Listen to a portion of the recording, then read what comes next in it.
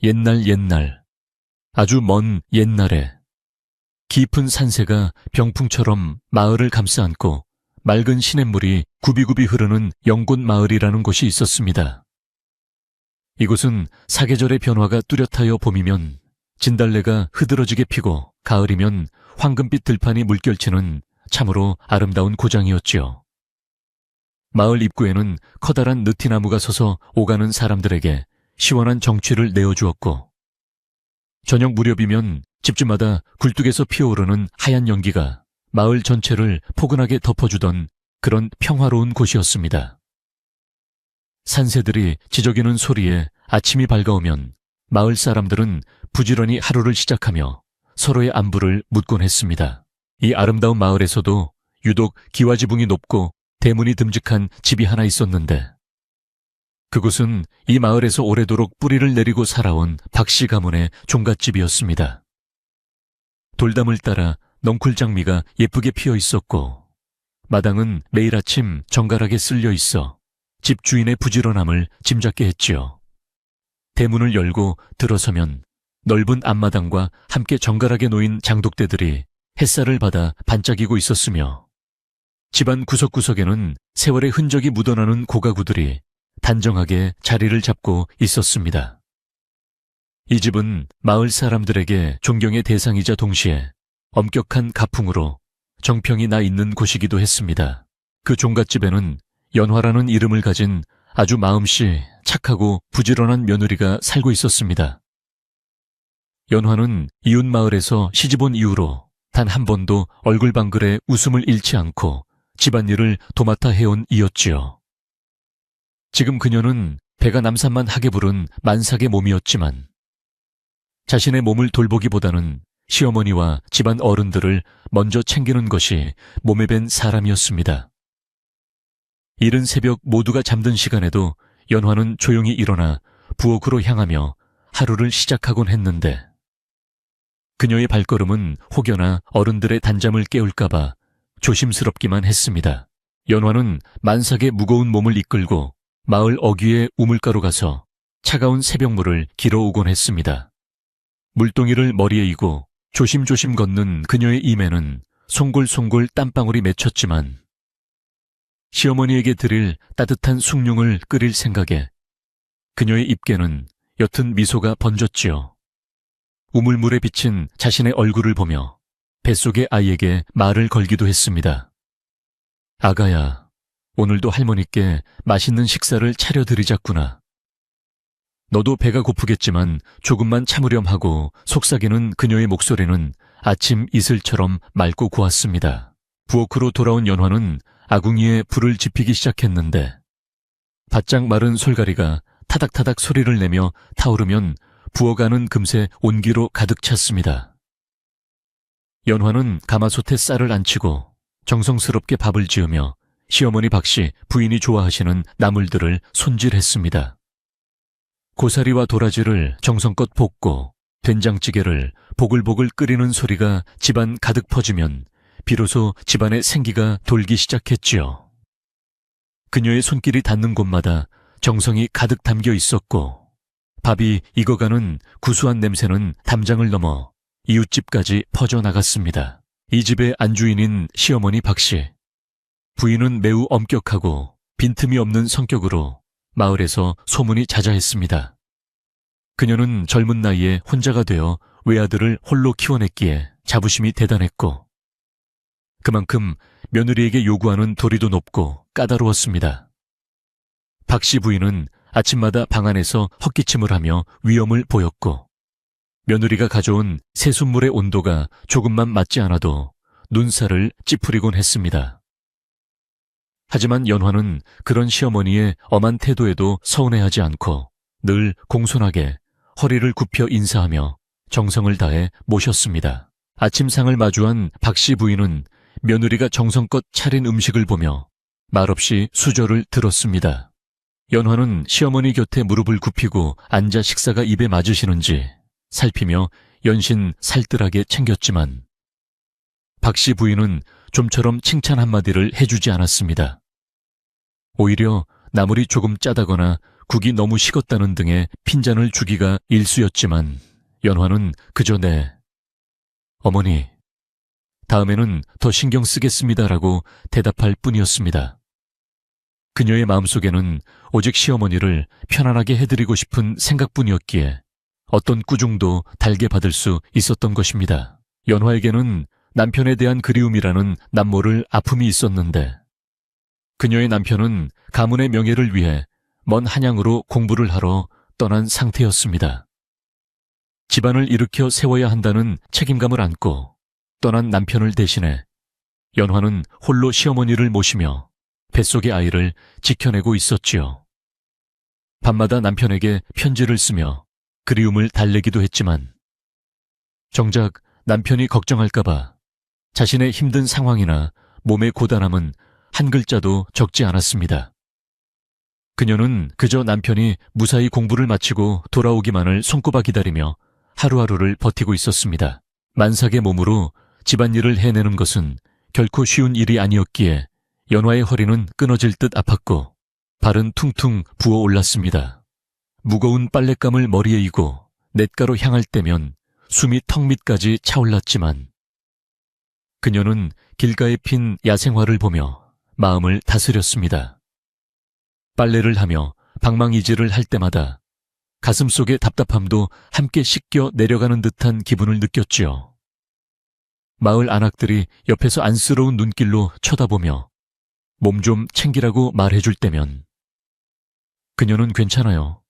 우리 아기도 엄마가 열심히 일하는 걸 좋아할 거예요 라고 대답했습니다. 어느 날 오후 연화는 시어머니의 방을 청소하다가 방 안쪽 가장 따뜻한 자리인 아랫목을 정성스럽게 닦고 있었습니다. 박씨 부인은 유독 추위를 많이 타고 다리가 저리는 고질병이 있었기에 연화는 늘 아랫목의 온도를 세심하게 살피곤 했습니다. 장판 아래에 불기가 잘 닿는지 확인하고 시어머니가 편히 누우실 수 있도록 이부자리를 정갈하게 펴두는 일은 그녀에게 매우 중요한 일과였습니다. 그녀는 자신의 손이 거칠어지는 줄도 모르고 시어머니의 잠자리가 따뜻할 수만 있다면 그것으로 충분하다고 생각하며 방바닥을 닦고 또 닦았습니다. 연화는 시어머니가 가끔 통증 때문에 잠을 이루지 못한다는 것을 알고 있었기에 만삭의 몸으로 몰래 뒷산에 올라가 약초를 구하기도 했습니다. 배가 불러 산길을 오르는 것이 위태로워 보였지만 시어머니의 아픔을 조금이라도 덜어드리고 싶은 마음이 그녀를 움직이게 했지요. 구한 약초를 정성껏 말려 주머니에 담아두었다가 시어머니의 베개 밑이나 아랫목 깊숙한 곳에 넣어두어 은은한 향이 퍼지게 했습니다. 박씨 부인은 그 향기가 어디서 나는지 묻지 않았지만 연화는 그저 시어머니의 안색이 조금이라도 좋아지는 것을 보며 기뻐했습니다. 마을 사람들은 연화의 이런 효심을 보고 입을 모아 칭찬했지만 동시에 너무나 고생하는 그녀를 안타까워했습니다.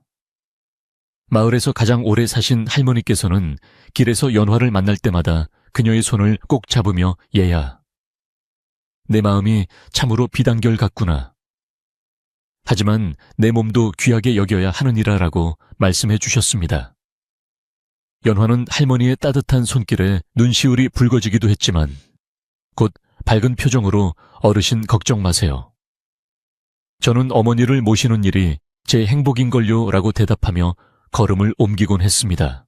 박씨, 부인의 집 마당 한쪽에는 커다란 감나무가 있었는데 가을이 깊어지자 주황빛감들이 탐스럽게 익어갔습니다. 연화는 시어머니가 좋아하시는 곶감을 만들기 위해 조심스럽게 감을 따서 껍질을 깎고 실에 꿰어 처마 밑에 걸어두었습니다. 바람에 흔들리는 감들을 보며 연화는 남편이 돌아올 때쯤이면 이 곶감이 맛있게 익어 있겠지라고 생각하며 미소 지었지요. 비록 몸은 힘들고 시어머니의 말 한마디는 차가웠지만 그녀는 가족이라는 울타리 안에서 내일을 꿈꾸는 소박한 행복을 소중히 여겼던 것입니다. 하지만 박씨 부인의 마음 한구석에는 며느리에 대한 알 수 없는 불편함과 의심의 씨앗이 조금씩 자라고 있었습니다. 연화가 너무나 완벽하게 집안일을 해낼수록 박 씨 부인은 자신의 권위가 흔들리는 것 같은 묘한 기분을 느꼈던 것이죠. 또한 주변 사람들이 며느리 칭찬을 할 때마다 시어머니는 왠지 모를 소외감을 느끼며 며느리의 행동 하나하나를 더욱 예리한 시선으로 관찰하기 시작했습니다. 이러한 차가운 시선을 느끼면서도 연화는 오로지 진심은 통할 것이라는 믿음 하나로 묵묵히 자신의 자리를 지키며 헌신했습니다. 어느덧 날씨가 쌀쌀해지며 겨울의 문턱에 들어서자 연화의 걱정은 더욱 깊어만 갔습니다. 추위를 싫어하시는 시어머니를 위해 문틈을 창호지로 꼼꼼히 막고 땔감을 충분히 준비해 두어야 했기 때문입니다. 그녀는 무거운 장작을 나르면서도 혹여나 시어머니 방에 온기가 식을까봐 노심초사하며 아궁이 앞을 지켰습니다.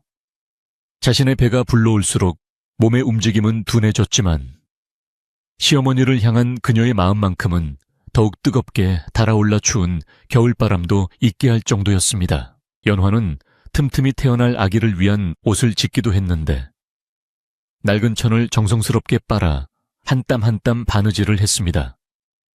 등잔 밑에서 바늘귀를 꿰며 아기의 얼굴을 상상하는 시간은 그녀에게 유일한 안식의 시간이었습니다. 그러면서도 시어머니의 낡은 버선코를 꿰매는 일을 잊지 않았고 시어머니가 잠든 밤이면 조용히 방에 들어가 시어머니의 발치를 만져보며 온기를 확인했습니다. 박 씨 부인은 자는 척하며 며느리의 손길을 느꼈지만 끝내 눈을 뜨고 따뜻한 말을 건네지는 않아 방 안에는 고요한 정막만이 흐르곤 했습니다. 마을의 우물가에서 아낙네들이 모여 빨래를 하며 수다를 떨 때면 언제나 연화의 이야기가 빠지지 않았습니다. 박씨댁 며느리는 정말 하늘에서 내려온 선녀가 아닐까 싶어. 저렇게 만삭인데도 힘든 내색 하나 없으니 말이야. 라는 소리가 여기저기서 들려왔지요. 하지만 어떤 안악은 시어머니가 너무 엄해서 며느리가 길을 못 펴고 사는 게지. 쭈쭈 불쌍하기도 해라라며 혀를 차기도 했습니다. 연화는 이런 이야기를 들을 때마다 못 들은 척하며 더욱 열심히 빨래 방망이를 두드렸지만 마음속으로는 시어머니와 더 가까워지고 싶은 간절한 바람이 있었습니다. 집으로 돌아오는 길에 연화는 잠시 들판에 앉아 불어오는 바람에 땀을 식히며 저 멀리 남편이 떠난 길을 바라보았습니다. 이제 곧 아이가 태어날 텐데 아버지는 언제쯤 오실까요? 아가야, 너도 아버지가 보고 싶지라고 배를 쓰다듬으며 혼잣말을 했습니다. 그녀의 눈가에 잠시 이슬이 맺혔지만 이내 옷소매로 닦아내고는 다시 씩씩하게 걸음을 옮겼습니다.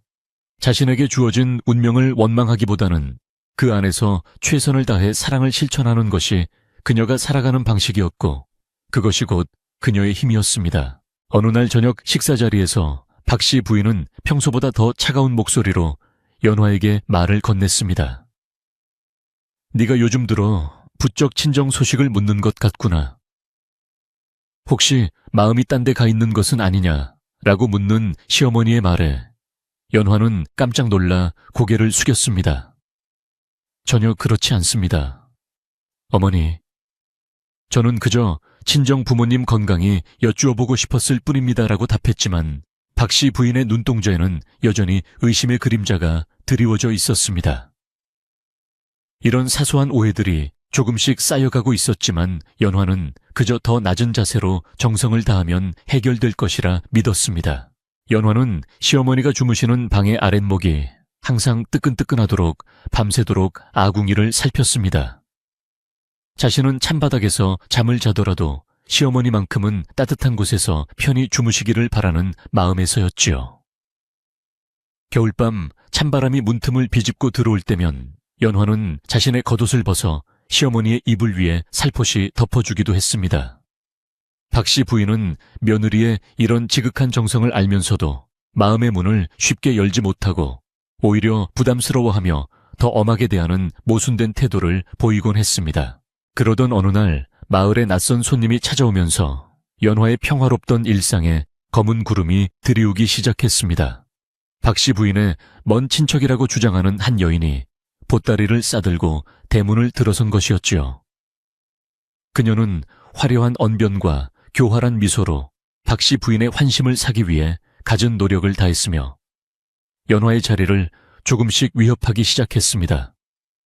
연화는 그 여인을 정중하게 맞이했지만 왠지 모를 불안감이 엄습했고 만삭의 몸으로 감당해야 할 시련이 다가오고 있음을 직감하며 조용히 두 손을 모아 기도했습니다. 이 새로운 방문자는 박 씨 부인에게 아양을 떨며 연화의 사소한 행동들을 왜곡하여 전달하기 시작했습니다. 형님, 저 며느리가 겉으로는 착한 척하지만 속으로는 무슨 생각을 하는지 모릅니다라며 이간질을 일삼았고 의심이 많던 박 씨 부인의 귀는 점점 그 여인의 말에 기울어 갔습니다. 연화는 여전히 묵묵히 자신의 일을 해나갔지만 집안의 공기는 이전과는 다르게 차갑고 날카롭게 변해가고 있었지요. 그녀는 자신의 결백함과 진심이 언젠가는 밝혀지리라. 믿으며 뱃속의 아이를 꼭 껴안고 다가올 폭풍을 견뎌내기로 다짐했습니다. 박 씨 부인의 먼 친척이라며 갑작스럽게 찾아온 경주댁은 처음부터 예사롭지 않은 눈빛으로 집안 구석구석을 살피며 연화의 일상을 파고들기 시작했습니다. 그녀는 박 씨 부인 앞에서는 세상에서 둘도 없는 충성스러운 사람처럼 굴며 간드러진 목소리로 아양을 떨었지만 연화와 단둘이 있을 때면 싸늘한 표정으로 돌변하여 무시무시한 말들을 내뱉곤 했습니다. 경주댁은 연화가 정성껏 닦아놓은 마루에 먼지가 앉았다며 트집을 잡거나 부엌에서 일하는 연화의 뒤를 따라다니며 사사건건 간섭을 시작하여 집안의 평화를 서서히 깨뜨려 나갔습니다. 경주댁의 교활함은 날이 갈수록 더해져 박 씨 부인의 고질적인 의심병을 교묘하게 자극하기 시작했는데 이는 연화에게는 커다란 시련의 시작이었습니다. 그녀는 박 씨 부인에게 다가가 형님, 저 며느리가 만삭이라는 핑계로 집안 살림을 소홀히 하는 것 같지 않으세요라고 속삭이며 없는 사실을 지어내어 이간질을 일삼았습니다. 또한 연화가 잠시 친정 쪽 하늘을 바라보며 한숨이라도 쉴라 치면 저것 보세요. 마음이 벌써 친정으로 가 있으니 이 집안 살림이 눈에 들어오겠습니까라며 박 씨 부인의 마음속에 불신이라는 독을 심어 넣었습니다.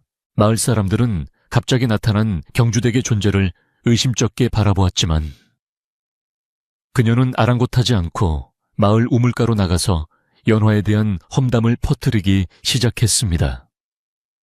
사실 박 씨 댁 며느리가 겉으로만 효부인 척하지 속으로는 시어머니가 빨리 돌아가시기만을 바라고 있다니까요라며 터무니없는 소문을 퍼뜨려 마을 여론을 호도하려 했습니다.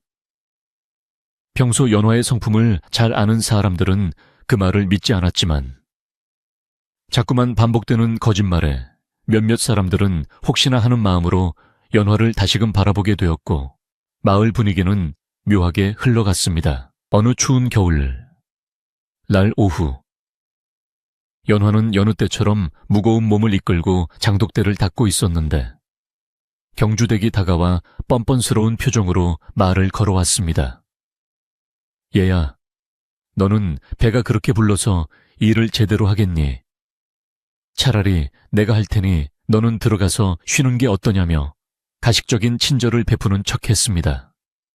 하지만 연화가 정중하게 거절하자 경주댁은 금세 얼굴을 붉히며 네가 그렇게 잘났느냐?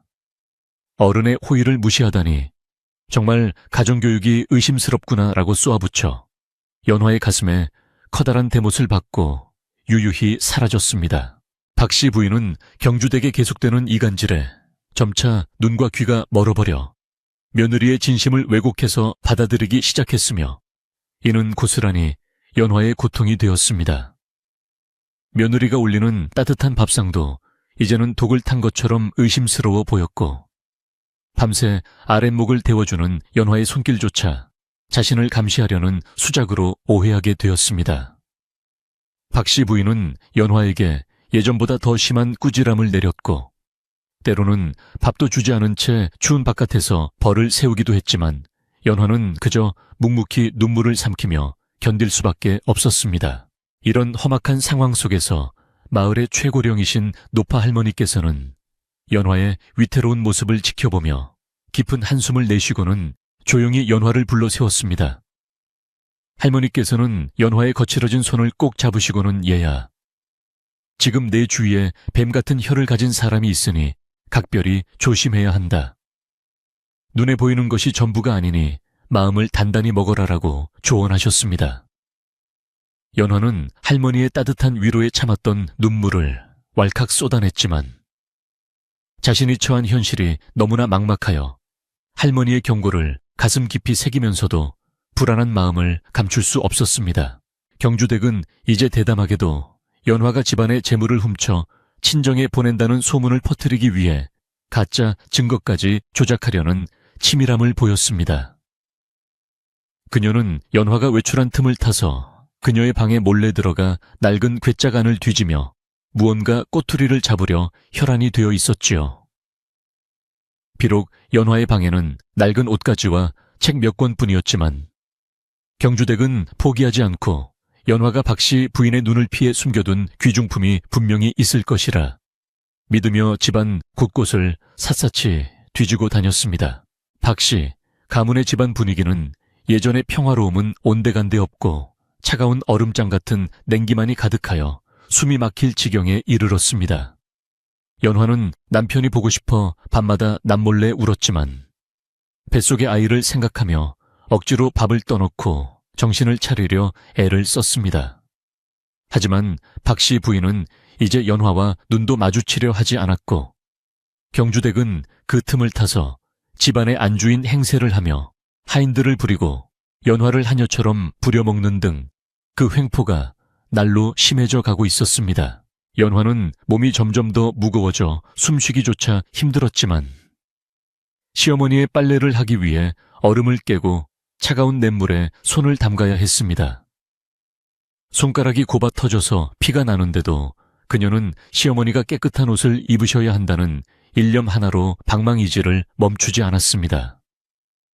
그런 그녀를 지나가던 마을 사람들이 안쓰럽게 쳐다보며 경주댁의 못된 행실을 탓했지만 정작 집안 사정을 모르는 박씨 부인은 그저 경주댁의 달콤한 거짓말에 취해 자신의 하나뿐인 며느리를 점점 벼랑 끝으로 몰아가고 있었습니다. 어느 날 저녁 경주댁은 박씨 부인에게 결정적인 이간질을 시도했는데 이는 연화의 앞날에 어두운 그림자를 들이우는 무서운 계략이었습니다. 형님, 사실 제가 봤는데 저 며느리가 밤마다 장독대 뒤에서 형님이 돌아가시라고 저주를 퍼붓고 있더군요. 저 뱃속의 아이도 필시 집안을 망칠 흉물일 것입니다. 라고 속삭였습니다. 박씨 부인은 처음에는 설마 했지만 평소에도 미신을 잘 믿던 터라 경주댁의 구체적인 묘사에 점점 공포와 분노를 느끼며 연화를 원수처럼 여기기 시작했습니다.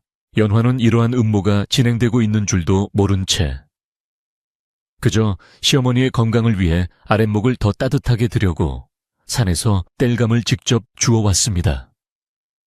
만삭의 배를 안고 나무 등거를 짊어진 그녀의 모습은 마치 금방이라도 쓰러질 듯 위태로워 보였지만 그녀의 효심은 결코 꺾이지 않았습니다.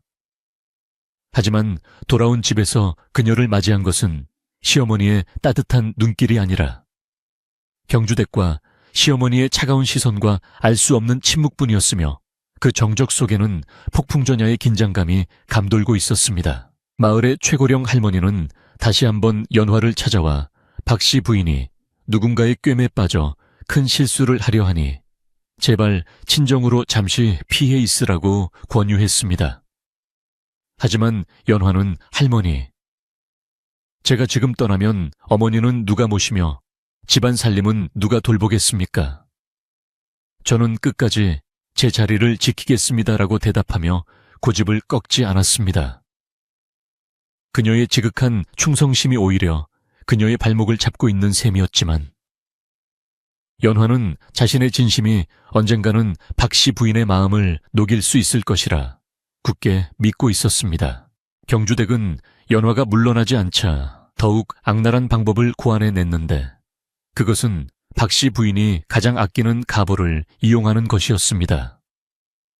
그녀는 박 씨 부인이 잠든 틈을 타 안방 깊숙이 보관되어 있던 금가락지를 몰래 훔쳐내어 연화의 방 구석진 곳에 숨겨두었습니다.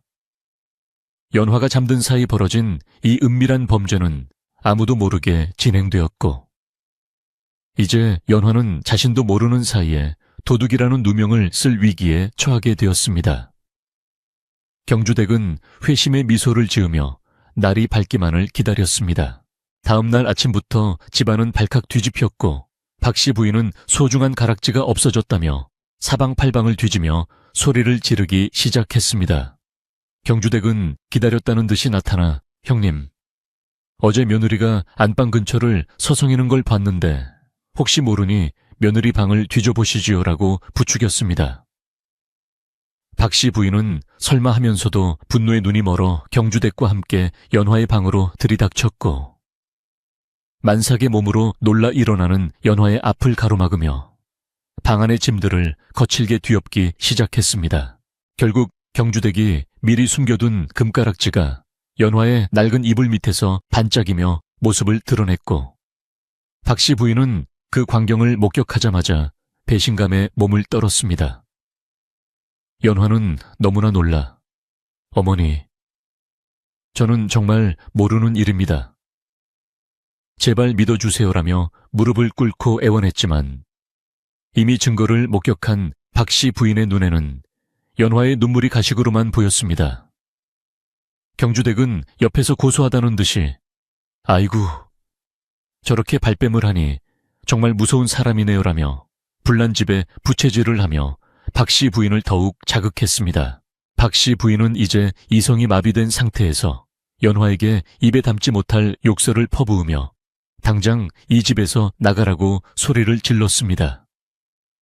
만삭의 몸으로 비틀거리는 연화를 향해 박 씨 부인은 네가 감히 내 가문을 더럽히고 도둑질까지 하느냐. 이제 너와는 인연을 끊을 것이니 당장 내 짐을 싸서 떠나거라라고 명령했습니다. 연화는 눈물이 앞을 가려 아무 말도 하지 못한 채 그저 시어머니의 옷자락을 붙잡으려 했지만 박 씨 부인은 매몰차게 그녀의 손을 뿌리치고 방으로 들어가 버렸습니다. 경주댁은 의기양양하게 연화의 보따리를 챙겨 마당 밖으로 던져버리며 이제 속이 다 시원하네.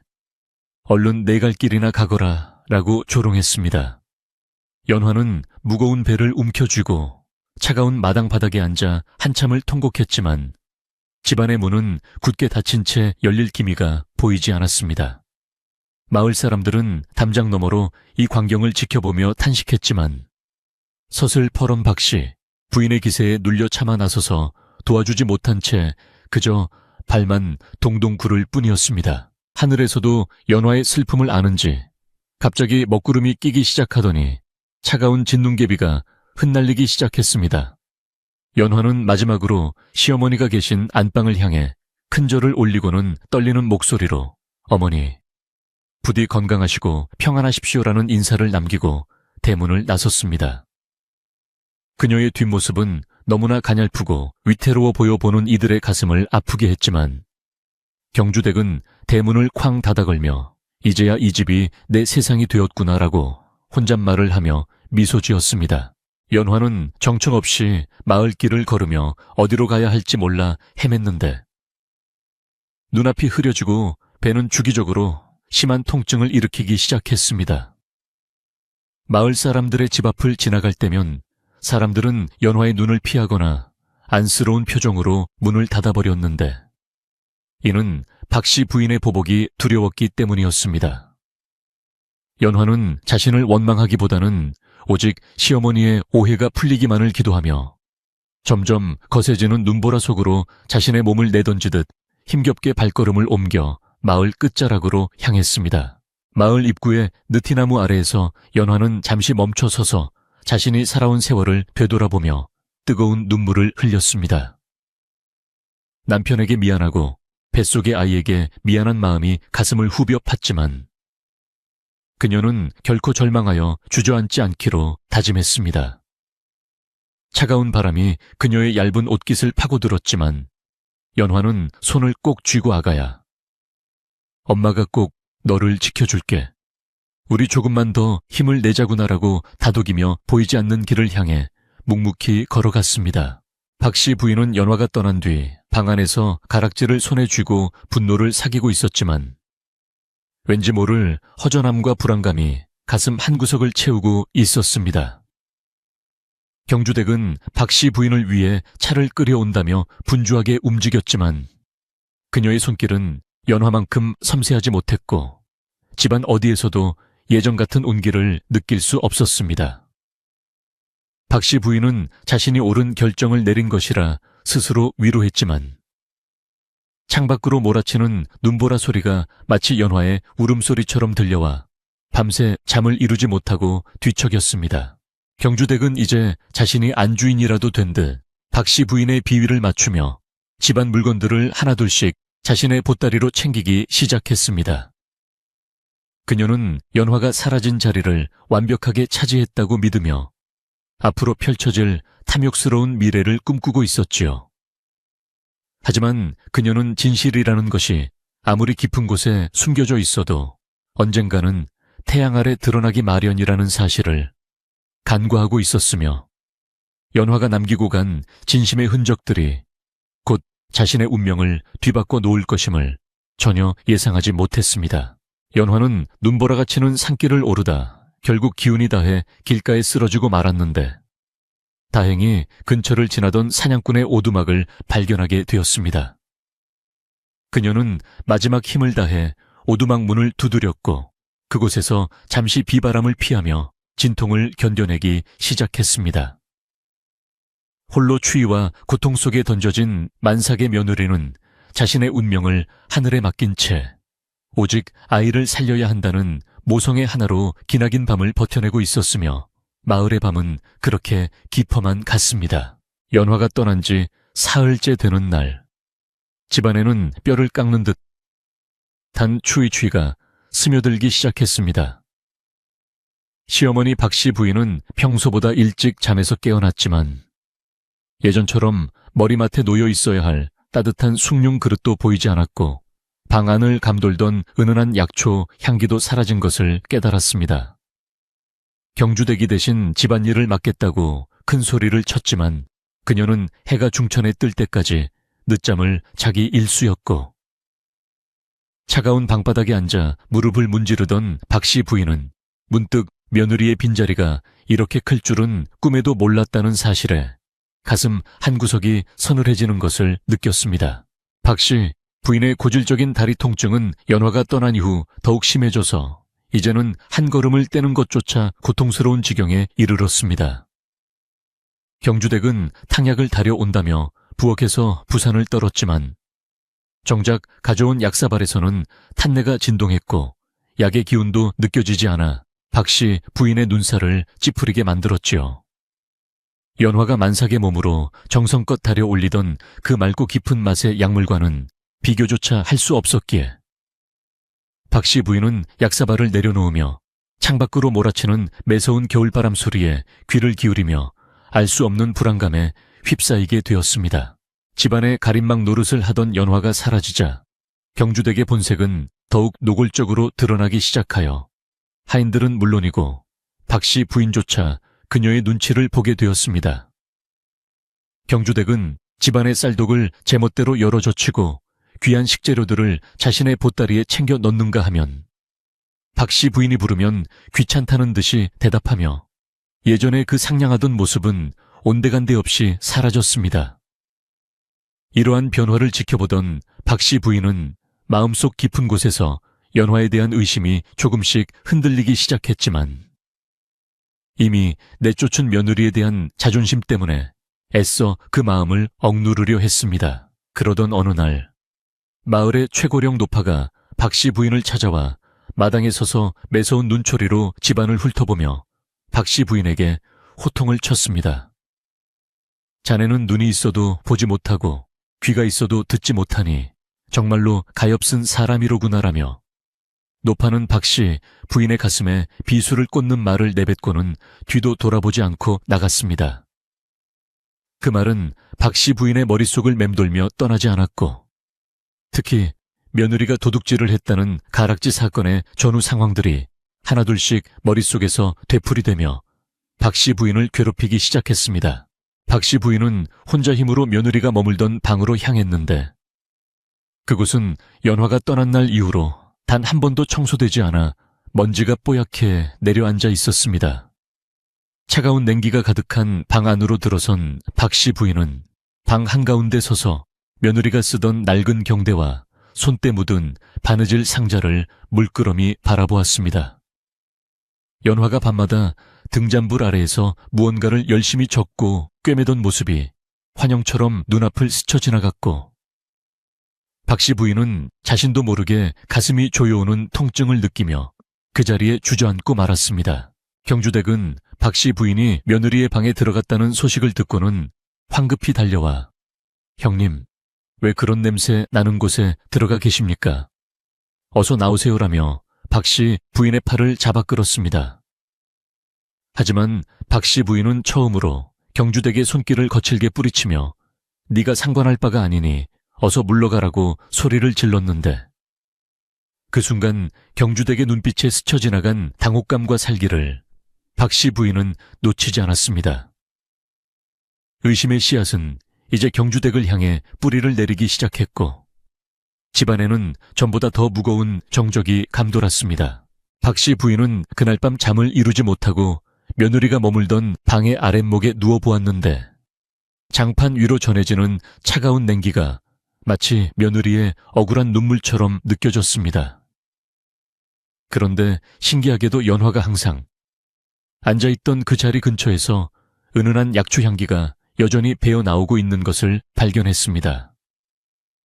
박 씨 부인은 코를 대고 그 향기를 맡으며 연화가 도대체 무엇을 위해 그토록 산을 오르내렸는지, 왜 만삭의 몸으로 항상 이 아랫목을 반질반질하게 닦아두었는지에 대해 곰곰이 생각하기 시작했습니다. 다음 날 아침, 마을 아이들 사이에서 경주댁이 연화의 방에서 몰래 무언가를 들고 나오는 것을 보았다는 이야기가 돌기 시작했고, 이 소문은 빠르게 박 씨 부인의 귀에 들어갔습니다. 마을 아이들은 경주댁이 가락지를 연화의 이불 밑에 숨기는 것 같은 모습을 창틈으로 보았다고 속삭였고, 박 씨 부인은 그 말을 듣는 순간 머리를 한 대 엇맞은 것 같은 충격에 휩싸였습니다. 자신이 평소에 믿었던 친척의 배신과 지극정성이었던 며느리에 대한 미안함이 뒤섞여 박 씨 부인의 눈동자는 파르르 떨리기 시작했습니다. 박 씨 부인은 경주댁을 몰래 지켜보기 시작했는데, 과연 경주댁은 박 씨 부인이 보지 않을 때면 집안의 폐물함을 뒤지거나 연화의 짐을 제멋대로 발로 차는 등 본색을 드러냈습니다. 경주댁의 입에서는 연화에 대한 온갖 욕설과 함께 박 씨 부인을 늙은 여우라고 부르는 망언까지 튀어나왔고, 이를 문 밖에서 듣고 있던 박 씨 부인은 피가 거꾸로 솟는 기분을 느꼈습니다. 하지만 박 씨 부인은 당장 나서지 않고 확실한 증거와 함께 며느리가 남긴 흔적을 찾기 위해 필사적으로 감정을 다스리며 기회를 엿보았습니다. 며느리가 떠날 때 남긴 보따리를 다시 살펴보기로 결심한 박 씨 부인은 대문 밖 느티나무 아래에 버려져 있던 낡은 보찜을 몰래 들여다보았습니다. 그 안에는 놀랍게도 연화가 친정으로 가져가려던 재물이 아니라 다하해진 박 씨 부인의 속적삼과 겨울을 나기 위해 준비해둔 손뭉치들이 가득했습니다. 연화는 쫓겨나는 그 순간에도 자신의 아니보다는 시어머니의 겨울 채비를 걱정하며 보찜을 쌌던 것이며, 박 씨 부인은 그 낡은 옷가지들을 붙잡고 한참 동안 소리 없는 오열을 삼켜야 했습니다. 박 씨 부인은 이제 경주댁이 저지른 지심을 확신하고 그녀를 집안에서 몰아내기 위한 계획을 세우는 동시에 며느리 연화가 어디로 갔는지 찾기 위해 사람들을 수소문했습니다. 그러나 마을 사람들은 이미 연화가 눈보라 속으로 사라진 지 오래라 생사조차 알 수 없다고 고개를 가로저었고, 박 씨 부인의 속은 타들어가는 장작처럼 까맣게 타들어갔습니다. 만삭의 몸으로 그 추운 밤에 쫓겨난 며느리가 혹여 잘못되기라도 했다면 평생 씻을 수 없는 죄를 짓는 것이라는 생각에 박씨 부인은 사시나무 떨듯 몸을 떨었습니다. 그날 오후 박씨 부인은 다시 며느리의 방으로 들어가 아랫목 장판 밑을 유심히 살피다가 유독 그곳이 도드라져 보이는 것을 발견했습니다. 장판 끝을 살짝 들춰보자 그 안에는 정성스럽게 접힌 종이 뭉치와 말린 약초들이 가지런히 놓여 있었는데 그것은 연화가 매일같이 닦던 아랫목의 비밀이었습니다. 박씨 부인은 떨리는 손으로 그 종이를 꺼내려 했지만 경주댁이 갑자기 방 안으로 들이닥치는 바람에 서둘러 장판을 덮고 아무 일 없었다는 듯이 자리를 피해야만 했습니다. 경주댁은 박씨 부인의 행동이 수상쩍다는 것을 눈치채고 이제는 대놓고 박씨 부인을 위협하며 집안의 열쇠를 넘기라고 종용하기 시작했습니다. 형님, 이제 연세도 있으신데 무거운 열쇠 꾸러미는 저에게 맡기시고 편히 쉬시지요 라고 말하는 그녀의 목소리는 뱀처럼 차갑고 끈적거렸습니다. 박씨 부인은 죽어도 열쇠는 줄 수 없다고 버텼지만 힘이 없는 노인에 불과했던 그녀는 경주댁의 기세에 눌려 방 한구석으로 밀려나며 눈물을 흘릴 수밖에 없는 처량한 신세가 되고 말았습니다. 밤이 깊어지자 박씨 부인은 경주댁이 잠든 틈을 타서 목숨을 걸고 다시 며느리의 방으로 기어갔는데 다리의 고통도 잊은 채 오직 진실을 확인하겠다는 일념뿐이었습니다. 달빛이 창호지를 뚫고 방 안을 은은하게 비추고 있었고 박씨 부인은 숨을 몰아쉬며 아랫목의 장판을 힘껏 걷어냈습니다. 그곳에는 연화가 시어머니의 고질병을 고치기 위해 매일 새벽산에 올라가 구한 귀한 약초들이 종류별로 구분되어 정갈하게 보관되어 있었으며 그 옆에는 낡은 종이에 한자 한자 정성껏 적어 내려간 글귀들이 있었습니다. 종이에는 시어머니의 증상에 따라 어떤 약초를 어떻게 달여 드려야 하는지, 겨울철 아랫목의 온도는 어느 정도로 유지해야 시어머니의 다리 통증이 덜한지가 빼곡하게 적혀 있었습니다. 연화는 자신이 없더라도 시어머니가 고통받지 않기를 바라는 마음으로 이 지침서들을 적어두었던 것이며 그 글자마다 연화의 눈물 자국이 배어있어 박씨 부인의 가슴을 난도질했습니다. 박씨 부인은 자신이 도둑으로 몰아 내쫓은 며느리가 자신을 위해 이토록 깊은 사랑을 남겨두었다는 사실에 숨이 막힐 듯한 고통을 느꼈습니다. 박씨 부인은 그 편지를 한 장 한 장 넘길 때마다 연화가 만삭의 배를 안고 산길을 헤맸을 모습과 차가운 방바닥에서 홀로 등잔불 아래 글을 썼을 모습을 떠올리며 피눈물을 흘렸습니다. 어머니, 제가 부족하여 어머니의 마음을 다 얻지 못했나 봅니다. 제가 떠나더라도 부디 건강하셔야 합니다 라고 적힌 마지막 구절을 읽으며 박씨 부인은 짐승 같은 통곡 소리를 내뱉고 말았습니다. 그 소리는 고요한 밤의 정막을 깨뜨리며 집안 전체로 퍼져나갔고 잠을 자던 경주댁과 하인들은 소스라치게 놀라 깨어났습니다. 경주댁이 몽둥이를 들고 며느리 방으로 뛰어 들어왔을 때 박씨 부인은 며느리가 남긴 약초와 편지들을 가슴에 꼭 품고서 경주댁을 향해 무서운 기세로 눈을 부릅떴습니다. 내 인연, 감히 하늘이 무섭지도 않으냐. 내 며느리의 진심을 짓밟고 나를 속인 내 죄를 내 오늘 반드시 묻고야 말겠다라며 박씨 부인은 평소에 나약한 노인이 아닌 집안의 주인으로서의 위엄을 되찾았습니다. 경주댁은 뜻밖의 상황에 당황하여 뒷걸음질을 쳤지만 이미 박씨 부인의 분노는 극에 달해 있었고 그녀의 눈에서는 서슬퍼런 기운이 뿜어져 나왔습니다. 마을 사람들도 박씨 부인의 통곡 소리와 고함에 하나둘씩 집마당으로 모여들기 시작했고 그들의 손에는 횃불이 들려 있어 어두운 마당을 대낮처럼 밝게 비추었습니다. 마을 사람들은 박씨 부인이 품고 있는 편지와 약초들을 보며 그간 연화가 받았을 고통과 억울함을 깨닫고 경주댁을 향해 비난의 화살을 퍼부었습니다. 경주댁은 끝까지 자신의 결백을 주장하며 발악했지만 이미 모든 진실이 만천에 드러나기 시작한 마당에 그녀의 거짓말은 더 이상 통하지 않는 허망한 외침에 불과했습니다. 박 씨 부인은 마을 사람들에게 며느리 연화를 찾아달라고 무릎을 꿇고 애원하며 자신의 잘못을 공개적으로 고백했습니다. 제가 눈이 멀어 효부를 내쫓았습니다. 제발 내 아들과 며느리를 살려주십시오라며 울부짖는 박 씨 부인의 모습은 보는 이들의 마음을 미어지게 했습니다. 마을 청년들은 즉시 횃불을 들고 연화가 사라진 고갯길과 산속을 향해 달려나갔고, 박 씨 부인은 며느리가 머물던 차가운 방에 앉아 연화가 남긴 편지를 읽고 또 읽으며 밤을 지새우기로 결심했습니다. 집안 곳곳에서는 이제 경주댁이 숨겨두었던 다른 폐물들과 연화의 결백을 증명할 다른 증거들이 속속들이 발견되기 시작했습니다. 경주댁이 연화를 몰아내고 집을 차지하려 했던 치밀한 계획들이 탄로나자 그녀는 결국 마을 사람들에게 붙잡혀 꼼짝 못하는 처지가 되었고, 박 씨 부인은 그녀를 관가에 넘기기 전에 먼저 연화의 생사를 확인해야 한다며 서둘렀습니다. 그러나 밖은 여전히 눈보라가 거세게 몰아치고 있었고, 만삭의 몸으로 산속에 고립되었을 연화의 운명은 여전히 바람 앞의 등불처럼 위태로워 보였습니다. 박 씨 부인은 연화의 방 아랫목에 손을 대보며 며느리가 남긴 온기를 조금이라도 더 느끼려 애썼습니다. 장판 밑 깊숙한 곳에서 또 다른 주머니가 발견되었는데, 그 안에는 박 씨 부인이 예전에 잃어버렸다고 생각했던 남편의 유품인 작은 빗이 깨끗하게 닦인 채 들어있었습니다.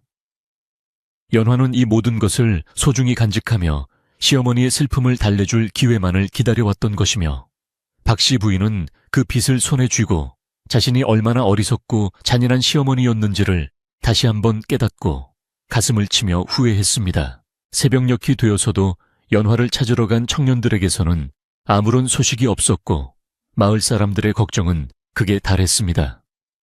박 씨 부인은 직접 산으로 가겠다고 나섰지만 사람들의 만류로 마당 한가운데 멍석을 깔고 앉아 하늘을 향해 기도를 올리기 시작했습니다. 제발 우리 연화만은 살려주십시오. 그 착한 아이의 목숨을 거두지 마시고 제 목숨을 대신 가져가십시오라며 간절히 비는 그녀의 목소리는 갈라지고 쉬어버렸지만, 기도는 멈추지 않았고 마을 전체의 연화를 향한 염원이 가득 차올랐습니다. 마침내 저 멀리 산등성이에서 횃불들이 움직이며 마을을 향해 내려오는 모습이 보이기 시작하자 박 씨 부인은 신발도 신지 못한 채 대문 밖으로 뛰어나갔습니다. 청년들의 선두에 선 한 남자가 무언가 기쁜 소식을 전하려는 듯 힘차게 소리를 지르며 달려오고 있었고, 박 씨 부인은 두 손을 모은 채 심장이 터질 듯한 기대로 가득 찼습니다. 진실이 밝혀진 이 차가운 겨울 새벽, 과연 연화는 무사히 돌아올 수 있을 것인지 마을 사람 모두가 숨을 죽이고 다가오는 횃불 무리를 바라보며 희망의 끈을 놓지 않고 있었습니다. 산등성이를 타고 내려오는 수많은 횃불의 물결은 어두운 밤하늘을 붉게 물들이며 마치 거대한 불꽃용이 살아서 꿈불거리는 듯한 장관을 연출하고 있었습니다.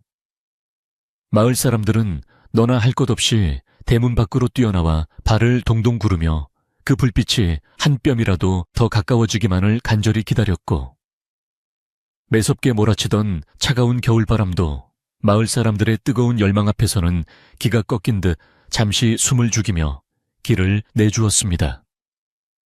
박 씨 부인은 맨발로 눈이 섞인 차가운 흙바닥을 딛고 서서 저 멀리서 들려오는 청년들의 다급한 외침 소리에 온 신경을 집중하며 파르르 떨리는 두 손을 가슴에 꼭 모으고 하늘을 우러러 보았습니다. 청년들의 외침은 점점 더 뚜렷해졌고 드디어 찾았습니다. 며느님을 찾았습니다. 라는 소리가 온 마을에 울려 퍼지자 박 씨 부인은 그 자리에 주저앉아 땅을 치며 통곡하기 시작했습니다. 청년들은 산 중턱에 있는 작은 숯가마터 동굴 안에서 추위에 떨고 있던 연화를 발견했는데, 그녀는 자신의 겉옷을 모두 벗어 갓 태어난 아기를 감싼 채 희미한 정신을 붙잡고 있었다고 전했습니다. 마을 사람들은 급히 가마를 내어와 연화와 아기를 정성스럽게 태우고는 마치 소중한 보물을 나르듯 조심스럽게 박씨댁 대문을 향해 발걸음을 옮겼으며 그 뒤를 따르는 횃불들은 이제 희망의 빛이 되어 어둠을 환하게 밝혔습니다. 대문에 도착한 가마의 문이 열리자 그 안에서 파리한 안색의 연화가 아기를 품에 꼭 안은 채 모습을 드러냈는데 그녀의 입술은 이미 보랏빛으로 변해 있었고 몸은 사시나무 떨듯 떨리고 있었습니다. 박씨 부인은 가마 앞으로 달려가 며느리의 차가운 손을 붙잡고 아가야, 내가 죽을 죄를 지었다. 이 못난 시어미를 용서해다오 라고 울부짖으며 연화의 얼굴을 어루만졌습니다. 연화는 희미하게 눈을 뜨고 시어머니를 바라보며 어머니, 아기는 무사합니다. 걱정 마세요 라는 말을 남기고는 그대로 정신을 잃었으며 마당은 다시 한번 슬픔과 안도의 눈물바다로 변해 한동안 정적이 흐를 틈이 없었습니다. 마을에서 가장 손재주 좋고 마음씨 고운 의원 할멈이 급히 불려와 연화의 맥을 짚고 아기의 상태를 살피기 시작했으며 방 안은 순식간에 뜨거운 물을 나르는 사람들과 수건을 챙기는 이들로 분주해졌습니다. 아궁이에는 평소보다 몇 배는 더 많은 장작이 들어가 불길이 활활 타올랐고 박씨 부인은 자신이 직접 아랫목의 온도를 확인하며 며느리가 누울 자리를 정갈하게 폈습니다. 다행히 아기는 첫 울음을 터뜨리며 건강함을 알렸고 연화도 의원 할멈이 정성껏 지어온 약을 먹고 따뜻한 기운이 몸에 돌기 시작하자 조금씩 거친 숨소리가 잦아들며 깊은 잠에 빠져들기 시작했습니다. 이 모든 소동의 원흉이었던 경주댁은 담장 옆 어둠 속에 숨어 이 광경을 지켜보다가 슬그머니 짐을 싸서 도망치려 했으나 이미 그녀의 행실을 의심하고 지켜보던 마을 장정들에게 덜미를 잡히고 말았습니다. 장정들은 경주댁을 끌고 마당 한가운데로 데려왔고 마을 사람들은 횃불을 높이 들어 그녀의 비겁한 얼굴을 환하게 비추며 한 목소리로 꾸짖기 시작했습니다.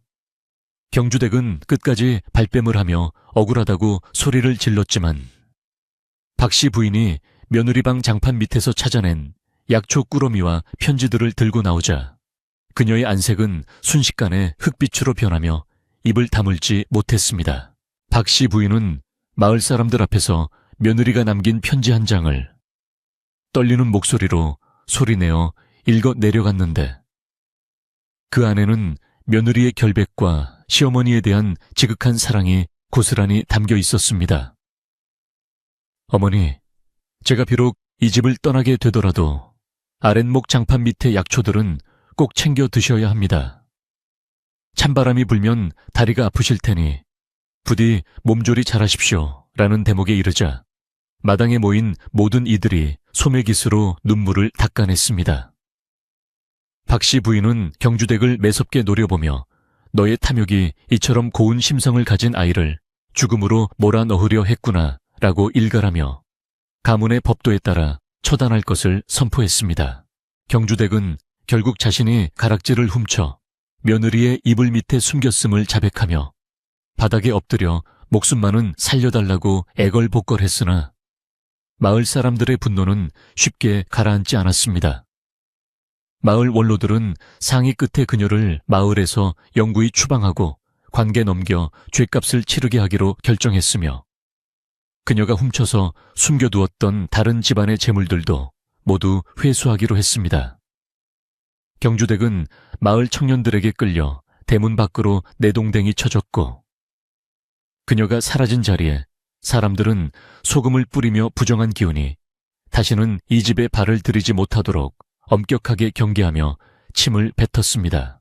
집안에 가득했던 어둡고 음산한 기운이 걷히자 박씨 부인은 가장 먼저 연화의 방으로 들어가 며느리가 잠든 모습을 오랫동안 지켜보며 참회의 시간을 가졌습니다. 그녀는 며느리의 거친 손등을 자신의 얼굴에 비비며 너를 미워한 게 아니라 내가 내 어리석음에 취해 있었다. 다시는 너를 춥고 외로운 곳으로 보내지 않으마 라고 나지막이 약속했습니다. 방 안에는 연화가 정성스럽게 닦아두었던 아랫목에 온기가 가득했고 그 온기는 박씨 부인의 차가웠던 마음마저 서서히 녹여주며 고요한 밤의 평화를 되찾아주기 시작했습니다. 박씨 부인은 직접 부엌으로 나가 연화를 위한 첫 미역국을 끓이기 시작했는데 만삭의 몸으로 며느리가 매일 아침 차려내던 그 노고를 이제야 온몸으로 느끼며 눈물을 국물에 섞어 넣었습니다. 미역을 불리고 들기름에 볶으며 그녀는 며느리가 느꼈을 외로움과 서운함을 하나하나 되새겼고 국이 보글보글 끓어오를 때마다 자신의 잘못을 씻어내듯 정성을 다했습니다. 하인들이 거들겠다고 나섰지만 박씨 부인은 고개를 저으며 내 손으로 직접 해야 며느리의 마음이 조금이라도 풀리지 않겠느냐라고 말하며 땀방울을 훔치고 솥을 지켰습니다. 마을 아낙네들은 다음날 아침 일찍부터 박씨 댁으로 모여들어 연화와 아기를 위해 기저귀천을 새로 끊어오고 귀한 산후, 조리용 재료들을 아낌없이 내놓았습니다. 마을 사람들은 며느리가 돌아온 것을 마치 자기 집안의 경사처럼 기뻐하며 마당을 청소하고 장독대를 다시 정갈하게 닦아주어 집안 곳곳에 생기가 돌게 했습니다. 연화가 도둑 누명을 썼을 때 침묵했던 자신들의 미안함을 갚기라도 하듯 그들은 평소보다 더 부지런히 움직이며 박씨 댁의 명예를 회복시키고 연화의 귀환을 진심으로 축복해 주었습니다. 해가 중천에 뜰 무렵 드디어 연화가 기운을 차리고 눈을 뜨자 박씨 부인은 직접 쟁반을 들고 방으로 들어가 며느리의 앞에 정성스러운 미역국상을 내려놓았습니다. 연화가 놀라 몸을 일으키려 하자 박씨 부인은 급히 그녀를 말리며 아직 몸이 성치 않으니 그대로 누워있으렴. 내가 너에게 밥을 먹여주는 것이 평생의 소원이다라고 다정하게 말했습니다. 수저를 든 박씨 부인의 손은 미세하게 떨리고 있었지만 그 눈빛만큼은 어느 때보다 따뜻하고 깊은 사랑으로 가득 차 있었으며 연화는 시어머니의 그 변화된 모습에 참았던 눈물을 다시 한번 쏟아냈습니다. 집안의 가풍도 이제는 엄격함과 권위보다는 사랑과 배려가 넘치는 분위기로 완전히 바뀌어 하인들도 웃음을 찾았고 마을 사람들의 발길이 끊이지 않았습니다. 박씨 부인은 며느리가 아랫목 장판 밑에 숨겨두었던 지침서들을 꺼내 마을 사람들에게 자랑하며 우리 며느리가 이 시어미를 위해 이렇게까지 마음을 썼다라고 입이 마르도록 칭찬을 아끼지 않았습니다. 예전에 까칠하고 예민했던 모습은 온데간데 없고 인자한 할머니가 된 박씨 부인의 모습에 마을 사람들은 역시 큰 복은 고통 뒤에 찾아오는 법이다 라며 흐뭇한 미소를 지어 보였습니다. 박씨 부인은 연화의 방뿐만 아니라 온 집안의 문을 활짝 열어 묵은 먼지를 털어내고 신선한 공기가 순환하도록 했으며 연화가 아기를 돌보는 동안 자신은 집안 살림을 직접 챙겼습니다. 그녀는 며느리가 아끼던 화초들에 물을 주고 장독대의 뚜껑을 일일이 열어 햇볕을 쬐어주며 며느리의 손길이 닿았던 모든 곳을 정성껏 보살피기로 마음먹었습니다. 이제 이 집은 단순히 높은 기와집이 아니라 사람의 온기와 진심이 살아 숨쉬는 마을의 중심지로 거듭났으며 그 변화의 시작은 바로 며느리의 아랫목 비밀 덕분이었다는 사실을 누구나 알게 되었습니다. 어느덧 저녁이 되어 마을 원로들이 박씨 댁을 방문하여 집안의 안녕을 빌어주었는데 그들은 연화가 낳은 아기를 보며 이 아이가 장차 큰 인물이 되어 집안을 빛낼 관상이다 라고 칭송했습니다. 박씨 부인은 고개를 숙여 감사의 인사를 전하며 모두가 마을 분들이 도와주시고 하늘이 굽어 살펴주신 덕분입니다 라고 겸손하게 말했습니다. 원로들은 연화의 효심이 하늘을 감동하게 하여 이런 기적이 일어난 것이라며 며느리에게 직접 덕담을 건넸고 연화는 비록 몸은 약해졌어도 마음만큼은 세상 누구보다 풍요롭고 행복한 상태로 그들의 인사를 받았습니다. 연화는 자신을 모함했던 경주댁을 원망하기보다는 그녀가 처한 가련한 처지를 안타까워하며 시어머니에게 어머니, 너무 모질게는 하지 마옵소서 라고 간곡히 부탁하기도 했습니다. 하지만 박씨 부인은 단호하게 잘못을 저지른 자는 그에 합당한 벌을 받아야 진정한 용서도 있는 법이다라며 며느리의 착한 심성을 다독이면서도 정의를 바로 세우는 모습을 보여주었습니다. 이러한 시어머니의 단호함 속에서도 며느리를 향한 보호 본능이 느껴졌기에 연화는 더 이상 불안해하지 않고 시어머니의 결정을 믿고 따르며 마음의 평안을 얻었습니다. 마당에 모였던 마을 사람들도 하나둘씩 돌아가고 다시 고요한 밤이 찾아왔지만 예전에 그 차가운 정적과는 달리 지금의 정적은 포근하고 아늑한 요람 같은 느낌을 주었습니다. 아궁이에서는 여전히 따뜻한 연기가 피어올라 마을의 밤하늘을 수놓았고 집안 곳곳에는 연화가 예전에 뿌려둔 약초 향기가 다시금 진하게 퍼져나갔습니다. 박씨 부인은 며느리와 아기가 잠든 방 문 밖에서 한참을 서성이다가 하늘을 보며 조상님 감사합니다. 제가 큰 죄를 지을 뻔한 것을 막아주셨습니다. 라고 낮은 목소리로 읊조리며 감사의 기도를 올렸습니다. 며칠 후 연화의 남편이 한양에서 과거 시험을 마치고 돌아오고 있다는 소식이 마을 입구까지 전달되자 박씨 댁은 다시 한번 축제 분위기로 휩싸였습니다. 박씨 부인은 아들을 맞이할 준비를 하면서도 며느리가 서운해하지 않도록 모든 공을 연화댁에 돌리며 내 처가 이 집을 지켰고 내 자식을 지켰으니 너는 오직 내 처에게 감사해야 한다라고 미리 당부했습니다. 연화는 남편이 돌아온다는 소식에 얼굴에 발그레한 홍조가 돌았고 시어머니의 따뜻한 배려 속에 이제는 더 이상 숨어서 눈물을 흘리지 않아도 되는 당당한 안주인으로서의 자존감을 회복해 나갔습니다. 박씨 부인은 연화가 남겼던 편지들을 예쁜 상자에 담아 가문의 보물로 간직하기로 했으며 매일 아침 그 편지를 읽으며 초심을 잃지 않기로 다짐했습니다. 그녀는 이제 며느리를 단순히 일꾼이나 대를 이을 도구로 보는 것이 아니라 자신의 삶을 완성해준 소중한 동반자이자 스승으로 여기게 되었습니다. 마을 사람들은 박씨 댁의 이런 극적인 변화를 보며 진실한 효도는 돌덩이 같은 마음도 움직인다는 교훈을 다시금 가슴에 새기게 되었고 영곳 마을의 이야기는 인근 마을까지 널리 퍼져나가게 되었습니다. 집안의 마당 한쪽에는 연화가 무사히 돌아온 것을 기념하여 새로운 나무 한 그루가 심어졌으며 박씨 부인은 그 나무가 자라는 만큼 며느리에 대한 사랑도 커질 것이라 말했습니다. 아기는 시어머니의 품에서 온가리를 하며 무럭무럭 자랐고 박씨 부인은 아기를 어를 때마다 세상을 다 가진 듯한 미소를 지어 보이며 예전에 엄격했던 모습은 흔적도 없이 사라졌습니다. 연화는 그런 시어머니를 보며 자신이 겪었던 그 모든 시련이 사실은 더 큰 행복을 얻기 위한 과정이었음을 깨닫고 지나온 시간을 웃으며 회상할 수 있게 되었습니다. 마을의 분위기 또한 박씨 댁의 화합을 계기로 서로를 배려하고 아끼는 분위기가 더욱 짙어졌으며 우물가에서는 이제 비난이나 험담 대신 칭찬과 격려의 말들이 오갔습니다. 사람들은 연화가 아랫목 장판 밑에 남겼던 그 약초와 편지 이야기를 할 때마다 자신들의 삶에서도 무엇이 진정으로 중요한지를 되돌아보곤 했습니다.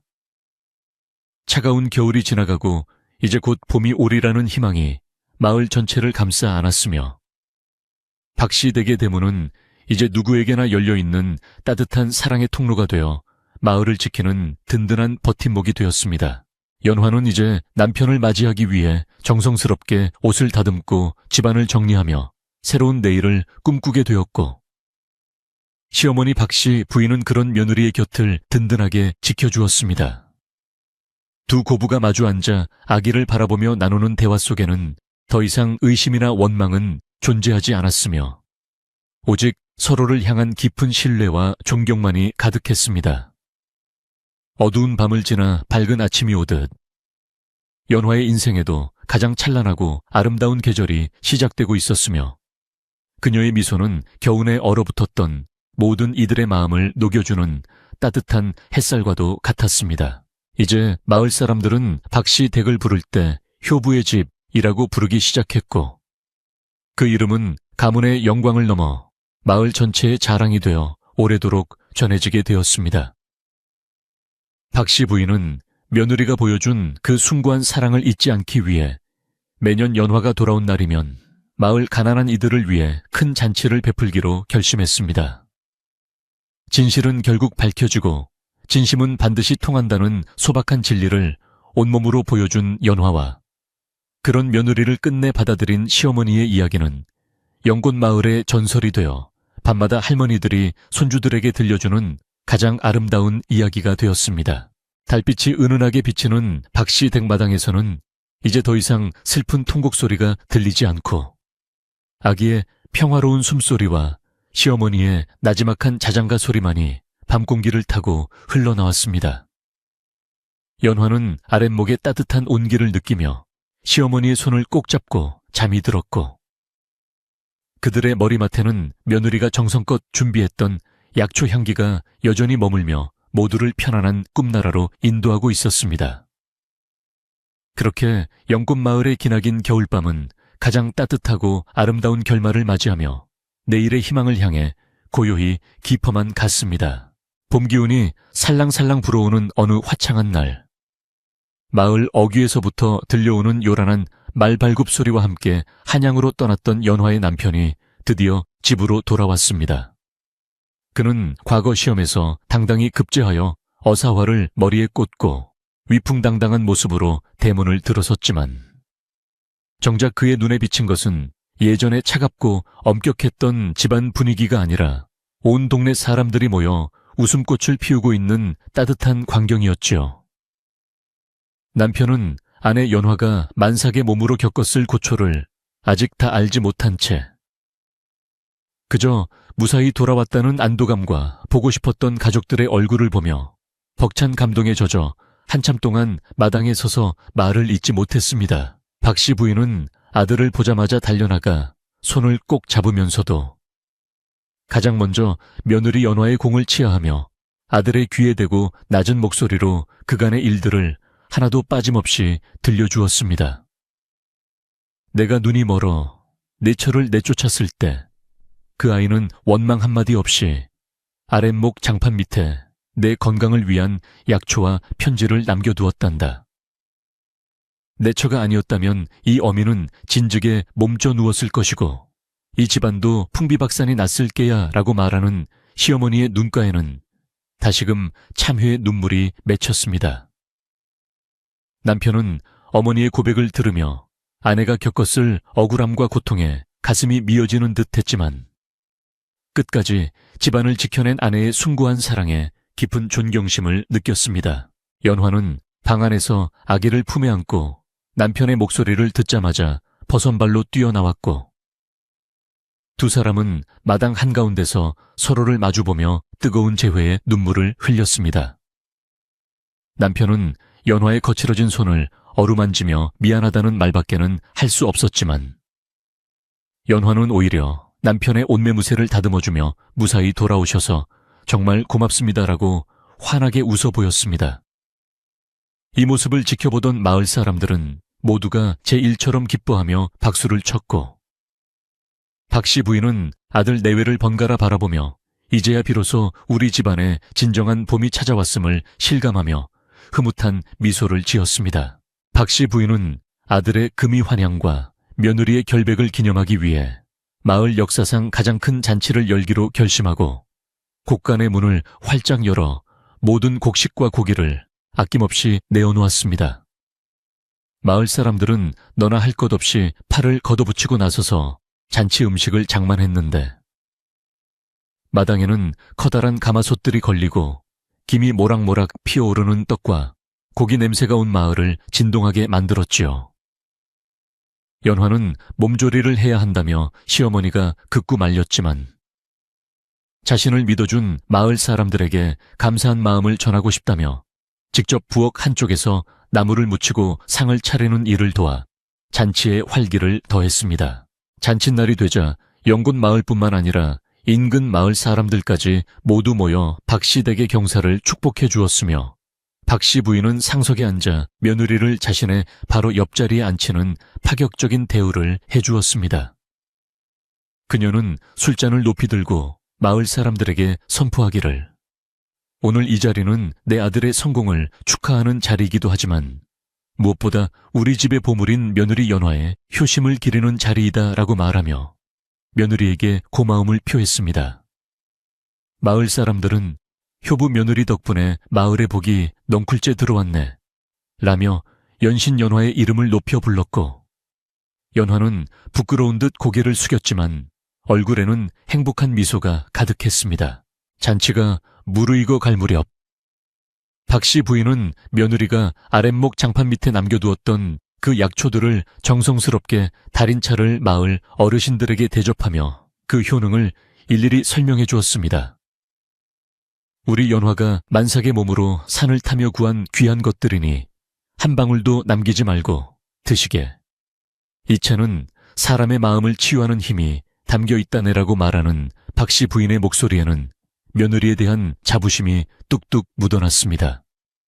사람들은 차를 마시며 연화의 깊은 속정에 감탄했고 그 이야기는 입에서 입으로 전해져 아이들에게는 효도의 본보기가 되고 어른들에게는 가족 사랑의 중요성을 일깨워주는 소중한 교훈이 되었습니다.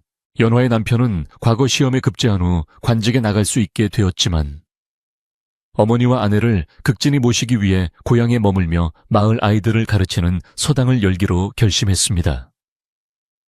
그는 아내가 보여준 진실한 사랑과 헌신이 세상에 어떤 높은 관직보다도 가치 있다는 것을 깨달았기에 가족과 함께하며 아내의 고생을 보답하는 길을 택한 것이었지요. 박씨 부인은 아들의 결정을 지지하며 이제는 더 이상 남의 눈치를 보거나 명예에 집착하지 않고 오직 가족의 화목과 행복만을 최우선으로 여기는 인자한 어른으로 거듭나 마을 사람들의 존경을 한몸에 받게 되었습니다. 시간이 흘러 연화가 낳은 아기가 어느덧 아장아장 걷기 시작하자 박씨 부인의 일상은 손주를 돌보는 즐거움으로 가득 찼으며 그녀의 고질적인 다리 통증도 신기하게 사라졌습니다. 연화가 남겨둔 비법대로 아랫목을 따뜻하게 두고 며느리가 직접 다려주는 약초물을 매일 마신 덕분도 있었지만 무엇보다 마음속에 쌓여있던 의심과 도끼가 사라지고 사랑과 용서가 그 자리를 채웠기 때문일 것입니다. 박씨 부인은 손주를 무릎에 앉히고 며느리가 닦아놓은 정갈한 툇마루에 앉아 지저귀는 새소리를 들으며 이게 바로 천국이 아니겠느냐라고 말하며 껄껄 웃음을 터뜨리곤 했습니다. 연화는 이제 집안의 실질적인 안주인이 되어 모든 살림을 도맡아 했지만 예전처럼 혼자서 고생하는 일은 절대 없었습니다. 시어머니 박씨, 부인이 며느리를 위해 미리 물을 길어다 놓고 채소를 다듬어 두는 등 솔선수범하여 일을 거들었기 때문에 두 사람의 손길이 합쳐진 집안은 날로 번창하고 정갈해졌습니다. 마을 안악들은 두 고부의 사이좋은 모습을 보며 세상에 저런 고부가 어디 있겠느냐, 마치 친모녀 사이 같다라고 부러워했으며 박씨 댁은 마을에서 가장 따뜻하고 웃음이 끊이지 않는 집으로 소문이 자자해졌습니다. 어느 깊은 가을밤, 연화는 잠든 아기를 바라보며 문득 자신이 쫓겨났던 그 추운 겨울밤을 떠올려 보았습니다. 그때는 세상이 무너지는 것 같고 눈물뿐이었지만 이제는 그 고통조차 지금의 행복을 더 빛나게 해주는 소중한 기억으로 남아있음을 느꼈습니다. 그녀는 조용히 일어나 시어머니의 방으로 향해 아랫목이 식지 않았는지 살피고 시어머니의 이불을 정성스럽게 덮어주며 어머니, 오래오래 건강하게 저희 곁에 계셔주세요 라고 마음속으로 빌었습니다. 박씨 부인은 잠결에도 며느리의 따뜻한 손길을 느끼며 입가에 옅은 미소를 지었고 방 안에는 평화로운 숨소리만이 가득했습니다. 박씨 부인은 며느리가 아랫목 장판 밑에 숨겨두었던 편지들을 비단 보자기에 싸서 가문의 갑오로 지정하고 후손들에게 대대로 물려주라고 당부했습니다. 이 편지에는 우리 가문을 살린 진실한 사랑과 인내의 정신이 담겨 있다. 너희들도 살면서 힘든 일이 생기거든. 이 편지를 읽으며 연화 며느리의 마음을 되새겨라라고 유언처럼 말하곤 했습니다. 며느리의 아랫목 비밀은 그렇게 한 개인의 효행을 넘어 가문의 정신적인 뿌리가 되었으며 세월이 흘러도 변하지 않는 가치로 남게 되어 마을 사람들의 가슴 속에 영원히 기억되는 전설이 되었습니다. 마을에는 이제 연화 며느리처럼만 해라 라는 말이 최고의 칭찬이 되었고 젊은 부부들은 갈등이 생길 때마다 박씨 댁을 찾아와 조언을 구하기도 했습니다. 연화는 그들에게 화려한 말재주 대신 따뜻한 차 한 잔을 대접하며 상대방의 마음을 가장 따뜻한 아랫목처럼 대우해준다면 오해는 저절로 녹아내릴 것입니다. 라고 조용히 조언해 주었습니다. 그녀의 인자한 성품과 깊은 지혜는 마을 전체의 분위기를 온화하게 만들었고 영꽃 마을은 이름 그대로 진흙 속에서도 아름다운 꽃을 피우는 평화롭고 향기로운 동네가 되어 오래도록 번영을 누렸습니다. 박씨 부인은 가끔 마을 사람들과 모인 자리에서 자신이 피눈물을 흘리며 후회했던 그날의 이야기를 담담하게 들려주며 경각심을 일깨워 주기도 했습니다. 겉모습만 보고 사람을 판단하거나 질투 섞인 말에 귀를 기울이는 것이 얼마나 무서운 결과를 초래하는지, 그리고 진실은 반드시 승리한다는 사실을 자신의 경험을 통해 증명해 보인 것이죠. 사람들은 박씨 부인의 진솔한 참회에 박수를 보냈고 그녀의 용기 있는 고백 덕분에 마을에는 근거 없는 소문이나 이간질이 설 자리가 점점 사라지게 되어 사람 사이의 신뢰가 더욱 깊어졌습니다. 겨울이 다시 찾아와 눈이 소복이 쌓이는 밤이 되면 박씨 댁의 아랫목은 그 어느 때보다 뜨끈하게 달궈져 온 집안에 훈훈한 기운을 퍼뜨렸습니다. 연화는 시어머니와 마주 앉아 군고구마를 나누어 먹으며 옛날 이야기를 나누고 밖에서 들려오는 개 짖는 소리와 바람 소리를 자장가 삼아 평온한 밤을 보냈습니다. 시어머니는 며느리의 손을 꼭 잡고 얘야, 네가 내 며느리로 와주어서 내 생에 가장 큰 복을 받았다 라고 말하며 고마움을 전했고 연화는 그런 시어머니의 어깨에 머리를 기대며 저야말로 어머니를 모실 수 있어 행복합니다 라고 화답했습니다. 두 고부의 아름다운 동행은 마을 사람들에게 큰 감동을 주어 마을 전체에 효와 예의가 바로 서는 계기가 되었으며 관가에서도 이들의 이야기를 듣고 연화에게 효부상을 내리기로 결정했습니다. 하지만 연화는 상을 받는 것보다 가족이 함께 모여 따뜻한 밥상을 마주하는 것이 더 큰 상이라며 극구 사양했지만 박씨 부인의 고집으로 결국 온 마을의 축하 속에 상을 받게 되었습니다. 상패를 받은 연화는 그것을 자신의 방이 아닌 시어머니의 방 아랫목 근처에 소중히 두어 공을 시어머니에게 돌렸고 박씨 부인은 그런 며느리의 사려 깊은 행동에 다시 한번 감동했습니다. 세월이 더 흘러 저 박씨 부인이 천수를 누리고 편안하게 눈을 감는 날 그녀는 마지막 순간까지 연화의 손을 놓지 않았으며 고맙다, 사랑한다 라는 말을 남기고 평화로운 표정으로 떠났습니다. 연화는 시어머니의 장례를 정성껏 치르며 마을 사람들과 함께 그녀의 덕망을 기렸고 장례가 끝난 후에도 시어머니의 방을 예전 모습 그대로 정갈하게 관리하며 그 온기를 유지했습니다.